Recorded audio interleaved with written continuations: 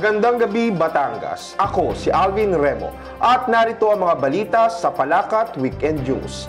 Binigyang pugay ng Department of Social Welfare and Development ang may 220 pamilya sa lungsod na nagtapos bilang benepisyaryo ng Pantawid Pamilyang Pilipino Program o 4Ps noong December 20. Ang mga ito ay ang mga pamilyang natulungan ng nabanggit na programa sa loob ng 11 taon upang maiangat ang estado ng kanilang pamumuhay. Ayon sa survey ng Social Welfare and Development Indicators, pasok na ang naturang mga beneficiaries sa Level 3 o Well-being. Sinabi naman ni OIC City Social Welfare and Development Officer Yasmin Candava na patuloy na makakaasa ang mga magsisipagtapos sa suporta ng lokal na pamahalaan.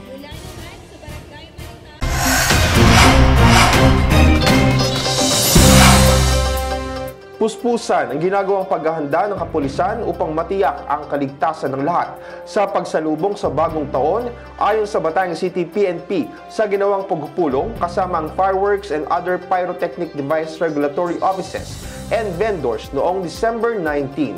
Ang detalye sa report ni Gerson Sanchez. Layunin ng nabanggit na pagpupulong na muling ilatag ang mga pamamaraan at estratehiya para sa isang incident-free na bentahan at distribusyon ng mga paputok na naaayon sa Firecrackers and Pyrotechnic Ordinance ng lungsod. Ayon sa ordinansa, mayroong specific na lugar na maaaring pagtayuan ng mga stalls kung saan pwedeng doon bumili ng mga legal na klase ng paputok. Ang mga stalls ay tatayo sa Barangay Kuta sa dating Shell gas station na malapit sa Batangas City Sports Coliseum mula December 29 to 31. Bumuo din sila ng monitoring team upang regular na umikot at magbantay sa mga barangay sa lungsod. Ang mga mahuhuling lalabag sa ordinansa ay magmumulta ng hindi hihigit sa 5,000 piso at 3 hanggang 6 na buwan na pagkakulong. Para sa Palakat Weekend News, Gerson Sanchez reporting.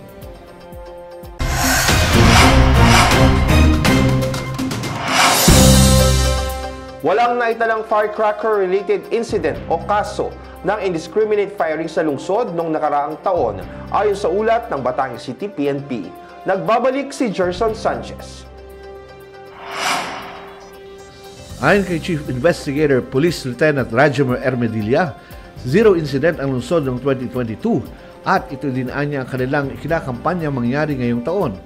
Kaugnay nito, naglatag ang kapulisan ng 24/7 checkpoint sa mga estratehikong lugar upang masiguro ang seguridad sa pagsalubong ng bagong taon. Bukod dito, patuloy ang pagsasagawa ng upland katok ng mga kawani ng Batangas City PNP upang ipaalala sa mga gun owners na maging responsable at ang pagkondena sa pagpaputok ng baril tuwing may okasyon, lalo higit tuwing sa selebrasyon ng New Year. Maaari niya silang tanggalan ng lisensya, kumpiskahin ang firearms, makasuhan at ikulong kung lalabag sila sa batas na ito. Kung ang isang pulis ay mapapatunay nagpaputok ng baril, automatic na tanggal sa serbisyo at patong-patong na kaso ang kanyang kakaharapin. Siniguro naman ni Ermedilla na sisikapin ang kanilang tanggapan na matiyak ang kapayapaan at seguridad sa loob at labas ng lungsod kung saan inihayag din niya na nagpadala ng karagdagan manpower ang tanggapan ng Provincial Director para sa realisasyon ng hangaring ito. Makakaasa po ang lahat na ang kapulisan po, lalo-lalo na po dito sa Batangas City, yan po namin nationwide, ang paalaala na ngayong holiday, ang pulis ay hindi nagpapahinga. Lagi po kaming nakabantay sa kapayapaan, kaayusan at katahimikan, lalo-lalo na po dito sa lungsod ng Batangas. Kasama si Jeffrey Maranan, Gerson Sanchez nag-ulat para sa Palakat Weekend News.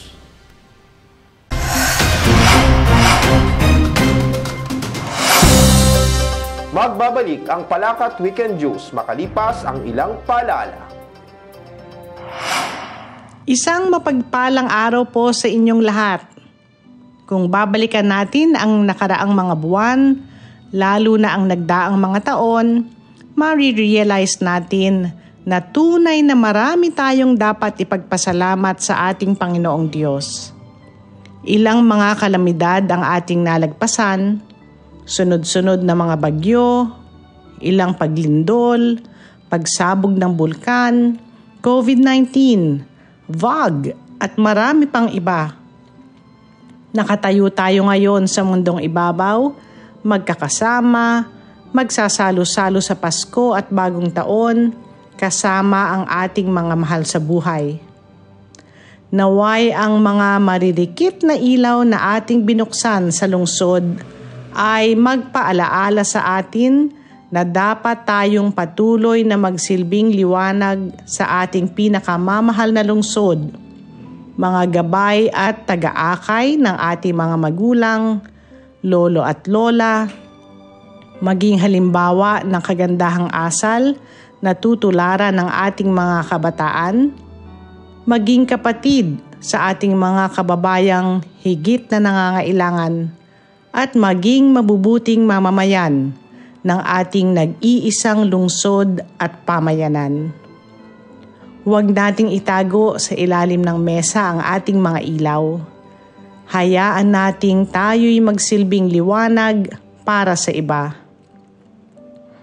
Ihayag natin sa lahat na ang diwa ng Paskong Batanggenyo ay ang pagtutulungan, paggagabayan, paggalang sa isa't isa, pagbibigay liwanag sa iba nang walang pagkondena, at pagmamahalan sa bawat isa bilang iisang lahing Batanggenyo. Sa ngalan po ni Congressman Marvy Marino, ng aming buong pamilya, ng buong pamahalang lungsod, maligayang Pasko po sa bawat isa sa inyo.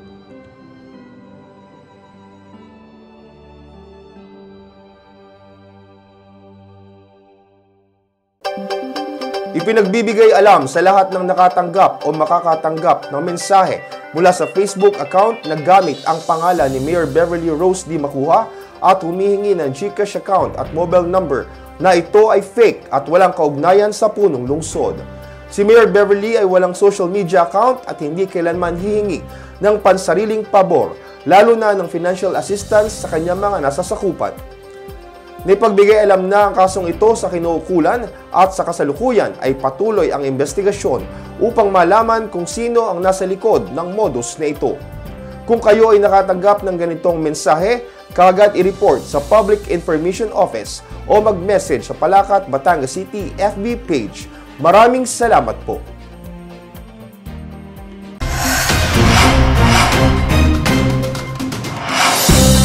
Nakatakdang umarap sa ilang local media practitioners para sa isang press conference ang 16 na kandidata ng Binibining Lungsod ng Batangas 2024 sa January 3. Ang detalye sa report ni Marie Villena, luwalhati. Ito ang una sa mga gawaing inihanda ng pamahalaang lungsod ng Batangas bilang pagdiriwang ng kapistahan ng lungsod. Patutunayan dito na bukod sa kagandahan ay may angking talino rin ang mga kandidata sa pamamagitan ng pagsagot sa question and answer portion at isa pa ring pagkakataon ito upang higit silang makilala ng publiko. Gaganapin ang Binibining Lungsod ng Batangas Talent Show sa January 5 sa People's Quadrangle, na isang fundraising show kung saan ang malilikom na pondo ay ipagkakaloob sa San Agapito Elementary School sa Isla Verde. Isasagawa naman sa January 7 ang alay sa Santo Niño Cultural Presentation at ang tradisyonal na Santo Niño ng Batangan Fluvial Procession at Land Procession. Highlight ng kapistahan ang taunang Binibining Lungsod ng Batangas Pageant Night na gaganapin sa January 13 sa Batangas City Coliseum. Bukod sa tagisan ng ganda at galing ng mga kandidata, mapapanood rin dito ang performances ng mga local talents at mga sikat na singers, group performers at mga artista sa showbiz. Ilan sa mga bagong gawain sa selebrasyon ngayong taon ay ang street party tampok ang bandang Sponge Cola sa January 14 at ang Takbo ng Bayani, Takbo ng Kawani, Magkatuwang Tayo Charity Fund sa January 15. Layunin nito na makalikom ng pondo na ipagkakaloob sa mga nangangailangang empleyado ng city government. Sa mismong araw ng kapistahan sa January 16, isasagawa ang City Fiesta Parade at sa January 19 naman ang unang job fair para sa taong 2024 na tinaguri ang handog ni Mayor, trabaho para sa mga tagalungsod ng Batangas. Para sa Palakat Weekend News, Marie Villena Luwalhati reporting.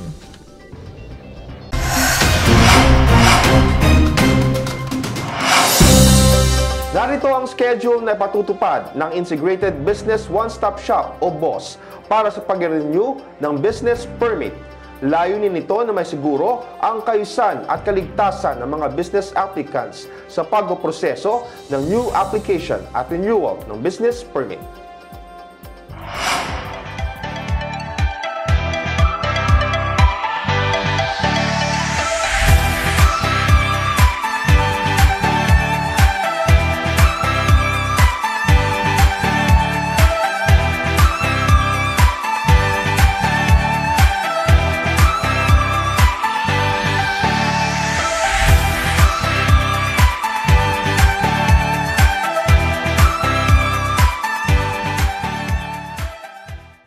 Magandang araw! Para sa mas maalwan, mas mabilis at contactless na transaksyon, hinihikayat ko po kayo na gamitin ang online payment services ng pamahalang lungsod. Isa na rito ay ang online business renewal. Ito ay end-to-end business renewal steps mula submission of complete documents to assessment hanggang sa payment and printing of permit na maaari ninyong gawin saan man kayo naroroon. Para naman sa hassle-free na pagbabayad ng amilyar, subukan ang online Real Property Tax or RPT payment. Ang mga ito ay handog sa inyo ng ating lokal na pamahalaan, kung kaya't maging mga responsableng mamamayan.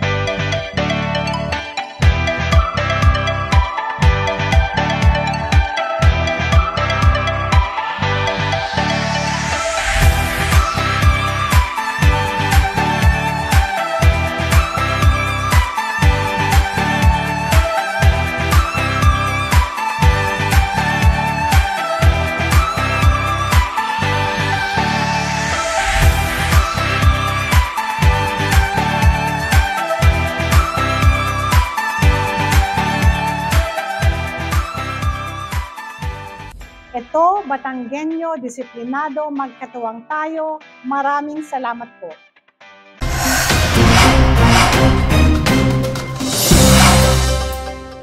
At yan ang kabuuan ng mga balitang hatid ng Palakat Weekend News. Sa pangalan po ng aking partners na si Rona Endaya Contreras, ako si Alvin Remo.